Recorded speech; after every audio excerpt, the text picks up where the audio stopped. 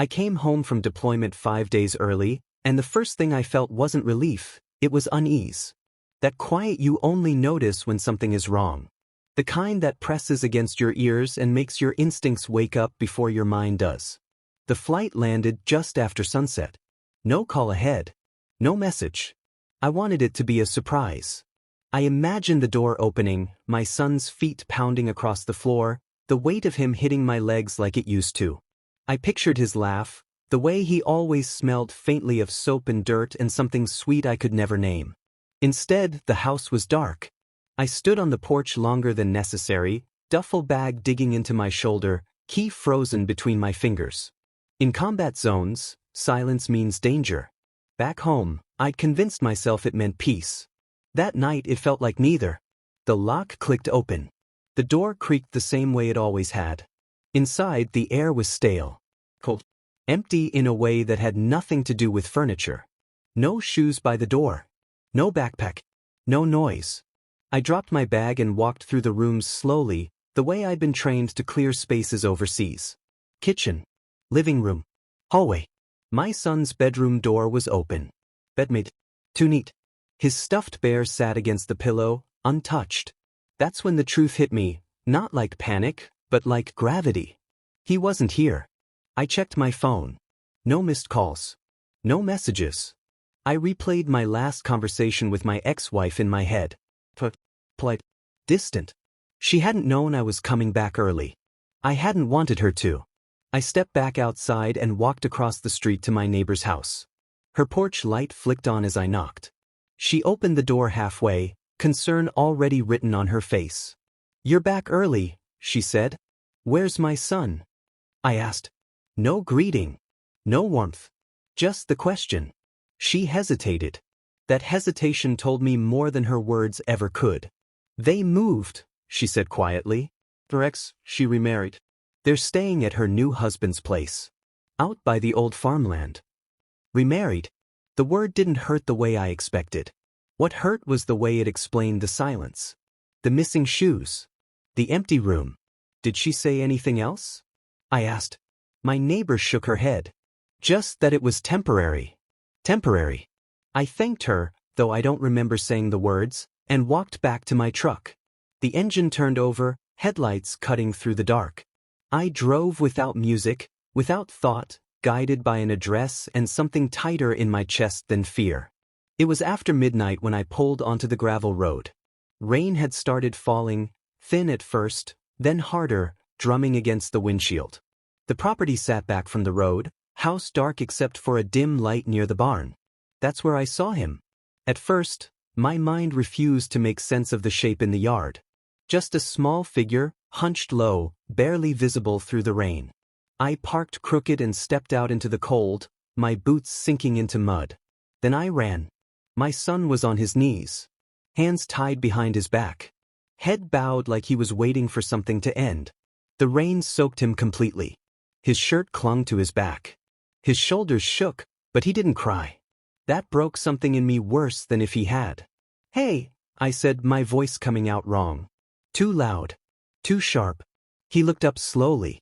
His face was pale. His lips were blue. "Daddy." I was on my knees in front of him, hands shaking as I worked at the rope. It was tight. Deliberate. Whoever tied it knew what they were doing. "I've got you," I said. "I'm here." The rope fell away. His arms dropped uselessly at his sides.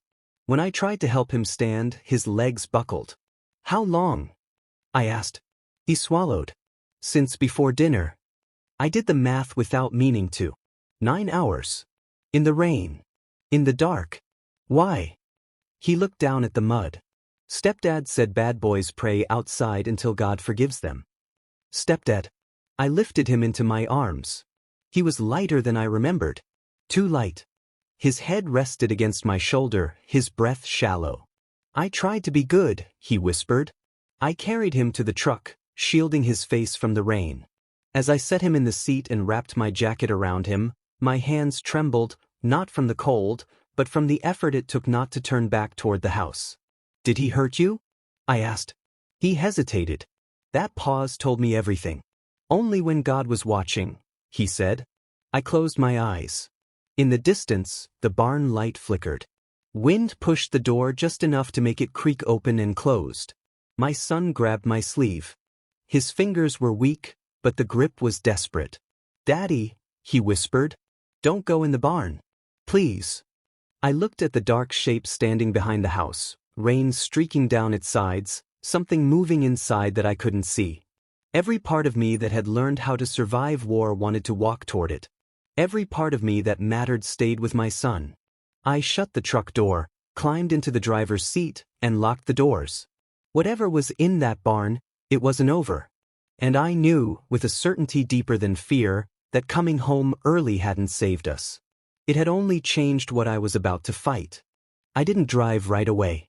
I sat there with the engine idling, rain streaking down the windshield, my son shivering beside me under my jacket, and I realized something ugly about myself. I had survived worse conditions than this. And yet this was the first time my hands wouldn't stop shaking. I cranked the heat to full. The vents groaned before warm air finally pushed through. My son leaned closer to me without saying a word, his body moving on instinct, the way animals do when they know where safety is supposed to be. "You're okay," I said, more to myself than to him. "You're okay now." He nodded, but his eyes stayed fixed on the house in the side mirror. Like he was waiting for something to happen. I'd seen that look before. On grown men. After explosions. After interrogations. The stare that means your body is still somewhere you escaped from. I took off my jacket and wrapped it tighter around him. That's when I noticed his wrists. Skin rubbed almost open where the rope had been. Something inside my chest tightened so hard it felt mechanical, like a clamp snapping shut. "Does it hurt?" I asked. He shrugged. "It stopped hurting a while ago." That answer scared me more than if he'd said yes. I reached for the water bottle rolling on the floor and helped him drink. He swallowed carefully, like he'd learned not to rush anything. "How long have you been doing this?" I asked. He didn't answer right away. "When I mess up," he said finally. "When I don't listen. When I ask too many questions." My jaw locked. Ask questions about what? About Mom crying. About why I can't call you. About why the barn door has a lock on the outside. The rain hit harder, louder now, as if the night itself was trying to drown out his words. "Who told you you can't call me?" I asked. He looked down. "Stepdad says soldiers leave because they don't love their families enough to stay." That one landed deep. I thought of the nights overseas when I stared at my phone, scrolling through old photos of my son, convincing myself that what I was doing mattered. That sacrifice meant something. That coming home would make it worth it. And here he was, being taught that my absence was a choice. "Listen to me," I said, turning fully toward him. "I didn't leave because I didn't love you. I left because I wanted to make sure you were safe. Always." He nodded again. But there was doubt there. Quiet, planted, growing. That doubt made me angrier than the rope ever could. I glanced toward the barn. The light inside flickered again. I could see movement now. Shadows crossing the narrow windows. A sound carried through the rain, low, rhythmic. Not yelling. Not music. Chanting. My son noticed my eyes tracking it. "That's where he goes when he's mad," he said quickly. "He says God listens better in there." "And you?" I asked. He shook his head. "Kids aren't allowed inside. We wait outside until it's over." That word slid into place like a blade. "How many kids?" He hesitated. Counted silently. "Sometimes 2. Sometimes more. Depends who messes up." I closed my eyes. In my head, I ran through procedures. Evidence. Reporting channels. The rules I'd followed my entire adult life. And I understood, with a clarity that chilled me, that none of those rules had prepared me for this. "Did your mom know you were out here tonight?" I asked. He nodded. "She brought me a towel earlier. But she said I had to finish praying." I pressed my forehead against the steering wheel. That was the moment something broke cleanly inside me. Not snapped. Not exploded. Just broke. I lifted my head and wiped my face with my sleeve. My voice felt steadier when I spoke again. Too steady. "Do you trust me?" I asked. "Yes," he said immediately. No hesitation this time. Good, I said. Because I need you to do exactly what I say. No matter what you hear. No matter who talks to you. His eyes widened. Is he coming? As if summoned, headlights appeared at the far end of the drive. A truck. Slow. Deliberate. I recognized that pace. The confidence of someone who believes they're in control. Get down, I said softly. Seatbelt on.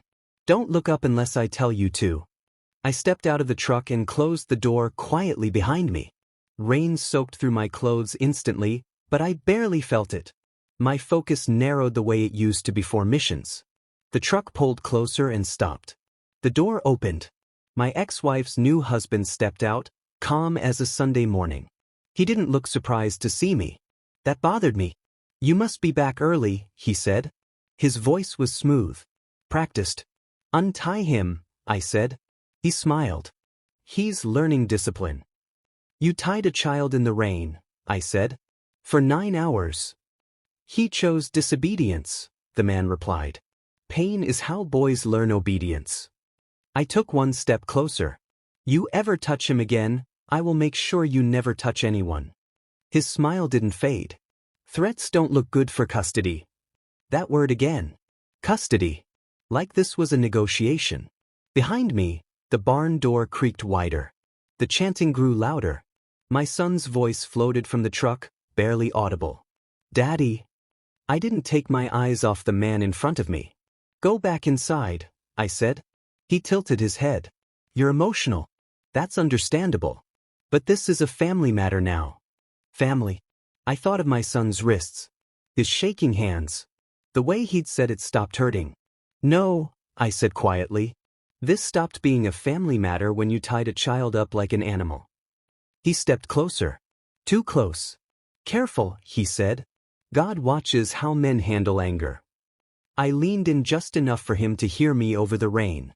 I've seen what men do when they hide behind God, I said. And I know how it ends. Something flickered in his eyes then. Not fear. Calculation. He stepped back. Take the boy, he said. We'll talk when you've calmed down. I turned back toward the truck, my heart pounding, aware of every sound around me. The barn. The rain. The silence stretching tight. I opened the door and climbed in. Daddy, my son whispered, gripping my sleeve again. Don't go in the barn. I looked once more at the dark building behind the house. And for the first time, I understood the truth. Whatever was happening in there wasn't about faith. It was about control. And it wasn't finished with us yet. Didn't want to go near it. That was the first honest thought I had once we were back on the road. My son curled against the passenger door, heat finally bringing color back into his face. Every instinct told me to put distance between us and that place. To drive until the sky lightened and pretend the barn was just another shadow I'd left behind. But some things don't let you drive away. I kept checking the rearview mirror, half expecting headlights to follow us. None did. The road stayed empty. Too empty.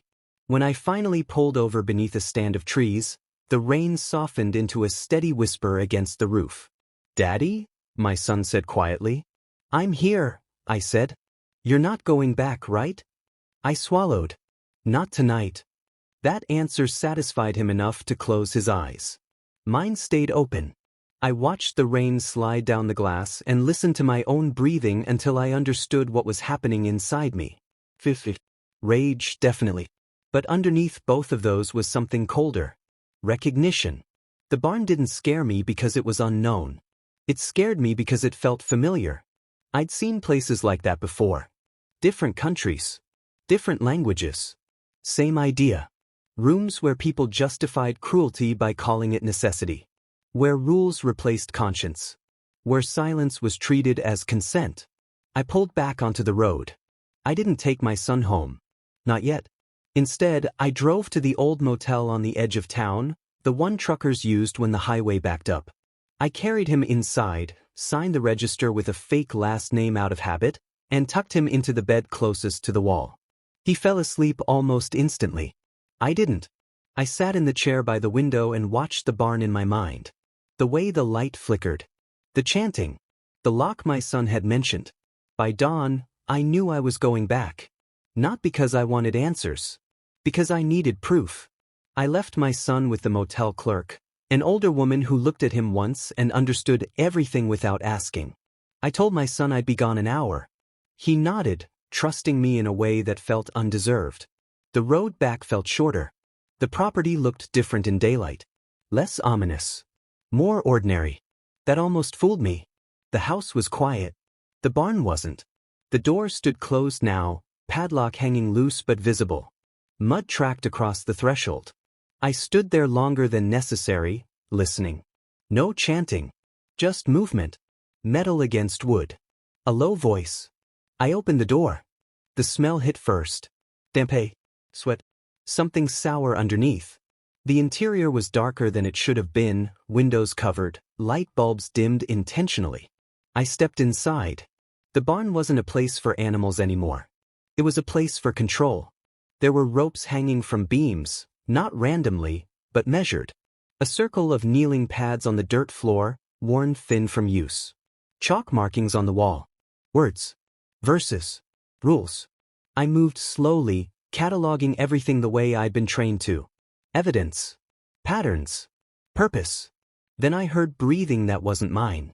In the far corner, behind a makeshift partition, someone was crying. A child. "Hey," I said softly. "It's okay. I'm not here to hurt you." The crying stopped. Silence stretched. A boy stepped forward. Younger than my son. Maybe 6. His hands were bound loosely, rope already chafing his skin. His eyes darted toward the door. "Is he coming back?" he asked. "No," I said. "Not right now." That wasn't a promise. Just the truth as I understood it. I untied him and wrapped my jacket around his shoulders. He flinched at the contact. "How long have you been here?" I asked. "Since morning," he said. I talked back. I closed my eyes for a second. Behind him I saw more. A ledger on a table. Names. Dates. Infractions. Disobedience.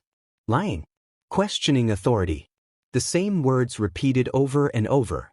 Footsteps crunched outside. I moved fast then. Quieter than I felt. I guided the boy behind the partition just as the barn door opened. The stepfather stood in the doorway, silhouetted against the light. "Come, unrushed. You came back," he said. "Yes," I said. He looked around, taking in the scene without shame. "You see now," he said, "why discipline matters." "You're hurting children," I said.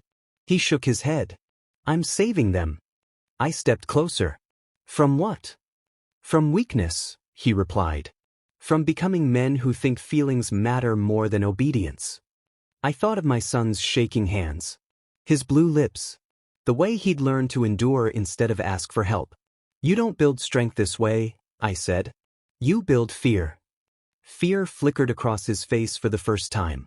Just for a second. "You don't understand," he said. "You weren't here." "That's true," I said. "But I'm here now." Sirens sounded in the distance. He stiffened. "What did you do?"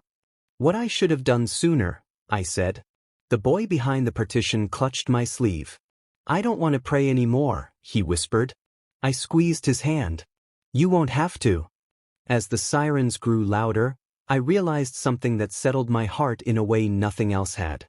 This wasn't about stopping one man. It was about ending a system. The barn door stayed open as the first cruiser pulled into the drive. Light poured in. And for the first time since I'd come home early, the shadows had somewhere to go. I thought the anger would be the hardest part. I was wrong. Anger burns hot and clean. It gives you direction. What I wasn't ready for was the quiet that came after. The kind that settles in when you realize the person who could have stopped all of this chose not to. I watched from the patrol car as they led him away from the barn. No resistance. No shouting. Just that same calm expression, like he believed this was a misunderstanding that would eventually sort itself out. My son sat beside me, wrapped in a blanket an officer had given him. He didn't ask questions. He didn't cry. He just watched the ground as if he were afraid it might open up again if he looked too hard. Then I saw her. She stood on the porch, arms wrapped around herself, hair pulled back the way she used to wear it when she was tired. For a second, just a second, I almost felt relief. She was here. Then I remembered. I stepped out of the car and walked toward her. Each step felt heavier than the last, like I was walking into something I couldn't undo. "Is he okay?" she asked, her voice thin. I stopped a few feet away. "He was tied up in the rain for 9 hours. She flinched. "Not much. But enough." "He didn't mean it like that," she said quickly. "It was supposed to be discipline." That word again. I laughed once. It came out sharp and wrong. "You brought him a towel." Her eyes flicked away. "So you knew," I said. "You knew, and you left him there." She swallowed. "I didn't want to undermine him." Undermine.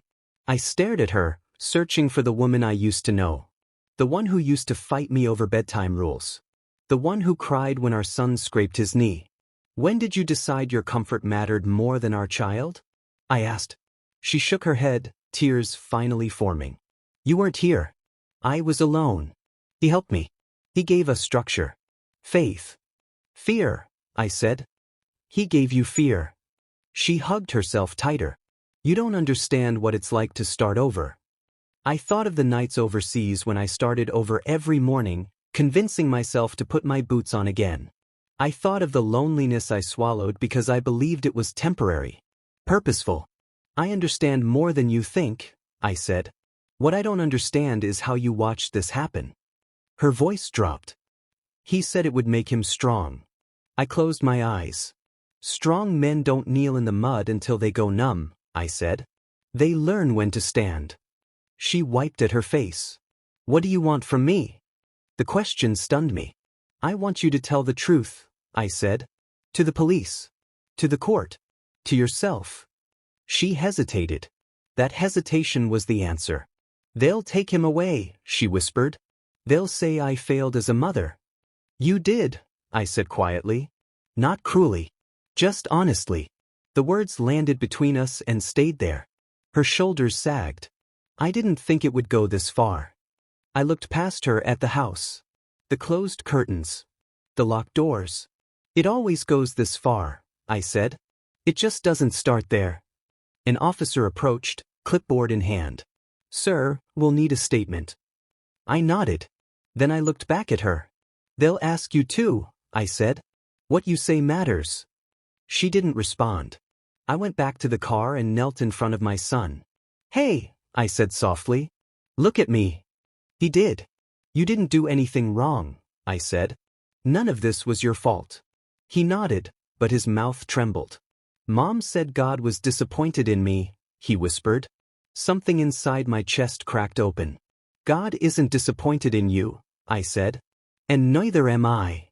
The officer cleared his throat nearby. "We'll be taking the child with you tonight," he said. "Temporary arrangement while things are sorted." Relief washed through me so hard I had to sit back on my heels.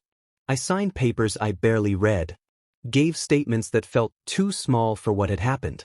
Watched as social workers spoke to my ex-wife, their faces professional, unreadable. She never once looked at our son. That hurt worse than anything she'd said. As dawn broke, pale and uncertain, I buckled my son into the truck. He leaned his head against the window, already half asleep. "Daddy." "Yeah. Are we bad?" I swallowed. "No. We're learning." He considered that, then nodded. I started the engine. In the side mirror, I saw her still standing on the porch, smaller now. Isolated. Silent. For the first time, I didn't feel responsible for her anymore. That realization hurt. But it also freed me. As we drove away, the barn disappeared behind the trees. The road stretched forward, uncertain but open. And I knew the hardest part wasn't exposing the truth. It was accepting that some people hear the truth and choose silence anyway. I learned early in my career that rules only protect you if everyone agrees to follow them. The morning after, I took my son home. Not to the house we used to share. Not to the place with empty rooms and echoes that still smelled like another life. I took him to my sister's place on the edge of town, where the walls were cluttered with pictures and the fridge hummed all night like a living thing. She didn't ask questions. She hugged him. Then she hugged me harder. That afternoon, the phone call started. Lawyers don't shout. They don't threaten the way you expect. They soften their voices and frame cruelty as concern. The first call came from a number I didn't recognize. "Mr. Harris," the man said, calm and practiced. "I represent your ex-wife's husband." I almost laughed. "He tied my son up in the rain," I said. "We're done here." "Emotions are understandable," the lawyer replied. "But allegations without context can be dangerous." Context. I ended the call. By evening, there were 3 more messages. Warnings about defamation, custody complications, suggestions that my military background might make me appear unstable. That one stuck. I sat at the kitchen table long after my son went to bed, staring at my phone, replaying the words. Unstable, aggressive, prone to violence. They were building a story, and I recognized it. It was the same strategy used everywhere power feels threatened. Shift the focus, blur the truth, make the whistleblower the problem. I opened my laptop and began writing everything down. Dates. Exact phrases. The way the rope had been tied. The ledger in the barn. The boy behind the partition. Details matter when someone is trying to erase you. The next morning, I met with a lawyer of my own. A former JAG officer I'd served with years earlier. He listened without interrupting, pen moving steadily across his notebook. "They're going to push hard," he said when I finished. "Not because they're innocent. Because they're afraid." "Afraid of what?" I asked. "Of daylight," he said. "That night, my son had a nightmare. He screamed without sound, his body rigid, eyes open but not seeing me. I sat on the edge of the bed and held him until the shaking stopped. I was back outside," he whispered. I couldn't feel my hands. "You're inside," I said. "You're safe." He nodded, but sleep didn't come easily after that. Neither did mine. 2 days later, the stepfather showed up. Not at the house. Not at my sister's place. At my job. I saw him through the glass wall of the conference room, standing with reception, posture relaxed, hands folded as if he were waiting for an appointment. I felt something old rise up in me. The instinct to confront. To dominate the space. I didn't. I stepped outside instead. He smiled when he saw me. "I wanted to talk," he said. "Man to man."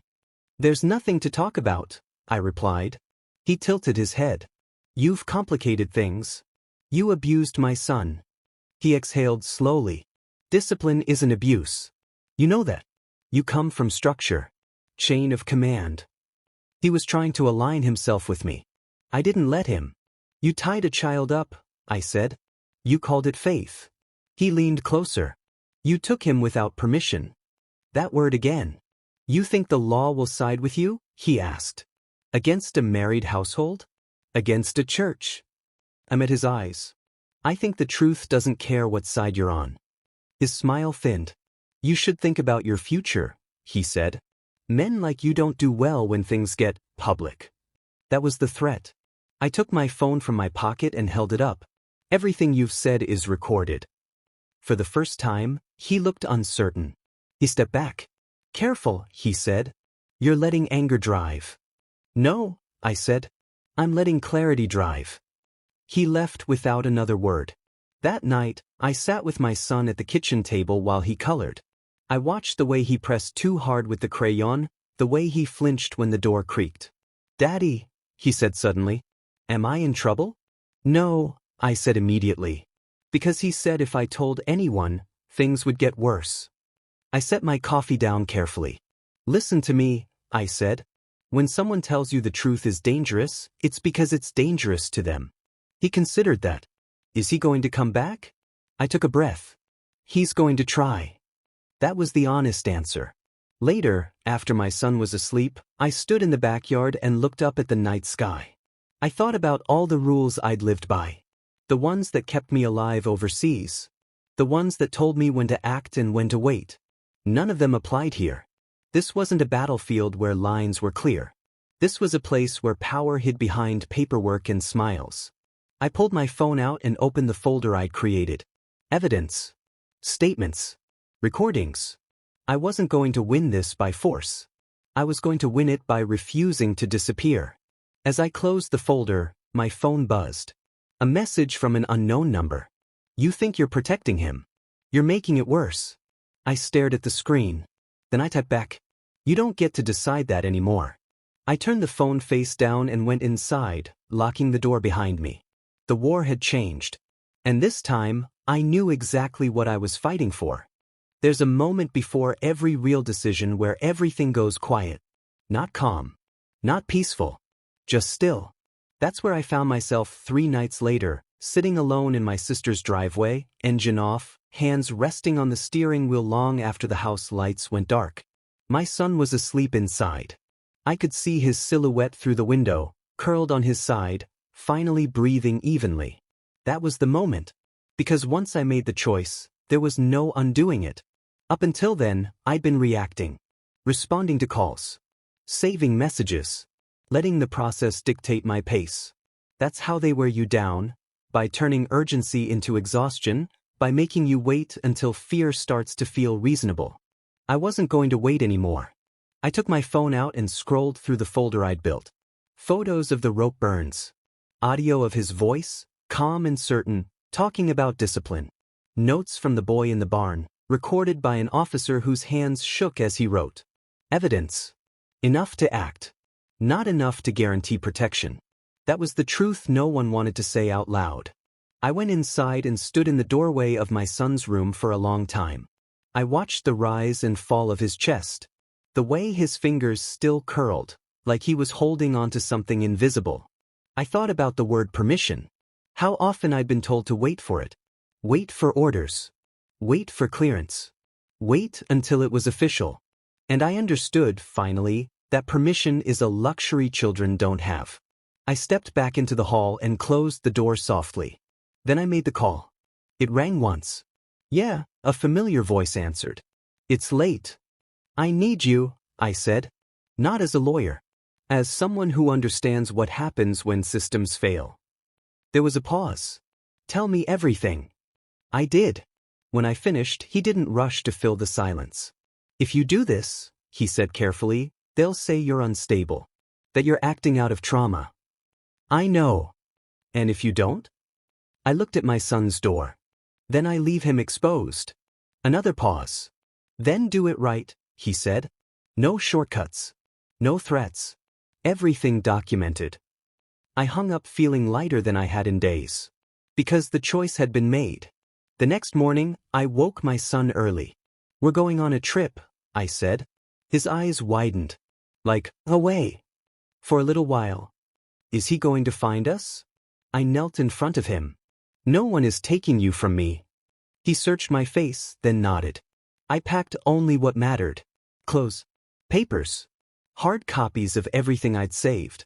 I left behind furniture, routines, the illusion of normal.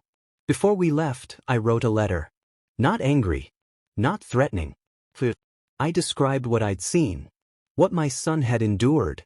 What would happen if there was retaliation. Copies went to my lawyer, child services, internal affairs. I wasn't asking. I was establishing a record. We drove for hours. No destination I could name. Just distance. My son slept most of the way. When he woke, he asked, "Are we in trouble?" "No," I said. "We're choosing safety." He nodded slowly. I like that choice. We stopped near sunset, at a small rental with white walls and a porch that faced nothing but open land. No barn. No shadows. That night, I tucked him into bed myself. He reached for my hand. "You're not leaving again," he said. "I'm right here," I said. After he fell asleep, I sat on the porch and watched the sky darken. This was the line. Crossing it meant escalation. It meant courtrooms instead of fields. Paper instead of rope. Words sharp enough to cut if you weren't careful. But it also meant this. No more waiting. No more hoping someone else would act. I checked my phone. A message had already come through. "You can't run forever." I typed one sentence. "I'm not running. I'm standing where you can't reach him." I put the phone down and stayed there until the stars came out. For the first time since I came home early, I wasn't afraid of what came next. Because the choice wasn't about winning. It was about refusing to lose him. And once that decision is made, everything else becomes noise. The call came at 5:12 a.m. I was already awake. Some nights don't let you sleep. They keep you hovering just beneath the surface, listening for danger, counting breaths that aren't your own. My son lay still in the next room, door open the way he liked it now. I could hear the soft rhythm of his breathing over the hum of the heater. When the phone vibrated on the nightstand, I knew what it meant before I touched it. They found more, my lawyer said. No greeting. No preamble. 3 families. Same methods. Same language. I closed my eyes. So it's starting, I said. It already has, he replied. And they're going to come at you hard. Today. I thanked him and hung up. For a moment I just sat there, letting the weight of it settle. This was the part no one warns you about. The moment when doing the right thing stops feeling righteous and starts feeling dangerous. I woke my son gently. Hey, I whispered. We've got a busy day. He rubbed his eyes. Are they mad? Some people are, I said. But that's okay. By mid-morning, the first car appeared at the end of the drive. Then another. Unmarked. Government plates. They parked without drama, doors opening calmly, like this was just another stop on a long list. 2 agents approached the porch while a third stayed back, scanning the property. I stepped outside before they knocked. We need to ask you some questions, the woman said. Her tone was neutral, careful. I've been expecting you, I replied. Inside, I made coffee while they set recorders on the table. I answered everything. Dates. What I saw. What my son told me. What I documented. No embellishment. No anger. Just facts. Halfway through, my phone buzzed again. Unknown number. I ignored it. The woman noticed. You can answer if you need to. No, I said. I know who it is. She nodded once. An hour later, the news broke. I didn't see it on TV. I saw it in the way the agent's posture changed, in the sudden urgency of whispered phone calls. Something had shifted. The story was no longer contained. He's been taken into custody, the man finally said. Formally charged. I exhaled slowly. Is my son safe? I asked. Yes, the woman said. And so are the others. That word, others, hit me harder than relief ever could. When they left, the silence returned. Different this time. Lighter. Like the air after a storm has burned itself out. Then my phone rang again. I answered. You did this, his voice snapped. No calm now. No polish. I told the truth, I said. You ruined everything, he said. The church. My family. You think you won. I looked through the window at my son, sitting on the floor with his toy cars, lining them up with careful precision. I think it's over, I said. He laughed, short, bitter. You don't understand. Men like me don't lose. We get misunderstood. You lost when you tied a child in the rain, I replied. The line went dead. Later that afternoon, a patrol car drove slowly past the house. Then another. Not surveillance.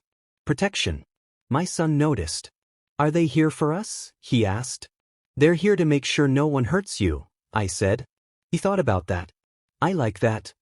As the sun dropped low, my ex-wife called. I almost didn't answer. I gave a statement, she said immediately. Her voice was flat, exhausted. I told them everything. I waited. I didn't know how bad it was, she added. I closed my eyes. Yes, you did, I said quietly. Silence stretched between us. They're saying I might lose custody, she whispered. I know. I'm sorry, she said. I believed that she was sorry. I didn't believe it changed anything. After the call, I sat on the porch as dusk settled in. Crickets started up in the grass. Somewhere far off, a dog barked. My son came out and sat beside me. Is it really over? He asked. I thought of courtrooms. Testimony. Long months of waiting. The worst part is, I said, the rest is work. He leaned into my side. You didn't get angry, he said. I thought you would. I smiled at that. I was angry, I said. I just didn't let it drive. He nodded like that made sense. That night, as I tucked him in, he asked one last question. Daddy, am I brave? I brushed his hair back from his forehead. Yes, I said. But you never should have had to be. After he fell asleep, I stood in the doorway and let the truth settle. The storm had broken. Not with fists or shouting, but with light. And once light hits a thing built on secrecy, it doesn't survive. Tomorrow would bring consequences. Appeals. But tonight, for the first time since I came home early, the house felt quiet in the right way. And I knew the final reckoning wouldn't be about punishment. It would be about learning how to live after survival. Morning came slow and pale. I woke before my sun, the first light seeping through the blinds and casting stripes across the floor. The house was quiet, but different. Lighter. Like the walls themselves were relieved. I poured coffee and carried it to the kitchen, careful not to wake him. The air smelled like rain from 2 nights ago, clean and fresh. He came down shortly after, rubbing his eyes and yawning. I set a plate of toast and eggs in front of him. "Good morning," I said. He smiled, small and genuine. "Good morning, Daddy." There was no tension, no fear, only the steady hum of a world that had tilted back into place, however fragile. We ate in silence for a while. I watched him carefully, not just for safety, but to make sure he remembered how it felt to breathe without dread. "Daddy?" he asked. "Yes." "Are we safe now?" I looked out the window at the empty street, the trees swaying gently in the morning breeze. "For now," I said. "But the important part is we know how to protect ourselves. And each other." He nodded. "I like that." After breakfast, I packed a few essentials into a small bag. Not to leave again, but to remind myself, preparation is safety. Knowledge is power. We stepped outside, and I let him run ahead, feeling the grass under his bare feet. He laughed, a sound I'd forgotten could be so pure, so unguarded. I watched him, thinking about all the nights I'd spent worrying, all the choices I'd had to make in silence, and all the rules that had never applied to situations like this. Yet here we were, breathing, together. I reached for my phone but left it in my pocket. No messages mattered right now. No threats. Only the quiet, the light, the knowledge that the worst had passed. We walked toward the edge of the property, hand in hand. My son looked up at me, trusting, unafraid. "I'm glad you came home early," he said. I smiled, squeezing his hand. "Me too." As we watched the sun rise fully over the horizon, I felt the weight inside me shift. The fear, the anger, the uncertainty, they hadn't vanished entirely, but they had space now. Space to breathe. Space to teach. Space to live. For the first time in days, I didn't feel the burden of what could happen. I felt the responsibility of what had already happened and what I would do next. The barn, the stepfather, the court, those were stories of the past. We were here. We were safe. And that was enough. I knelt down to look him in the eyes. "Ready for breakfast number 2? I asked. He laughed. "Daddy, let's eat." And in that moment, the storm felt truly behind us. The long fight had ended not with shouting or violence, but with presence, clarity, and love. We walked back inside together, ready to face whatever came next, side by side.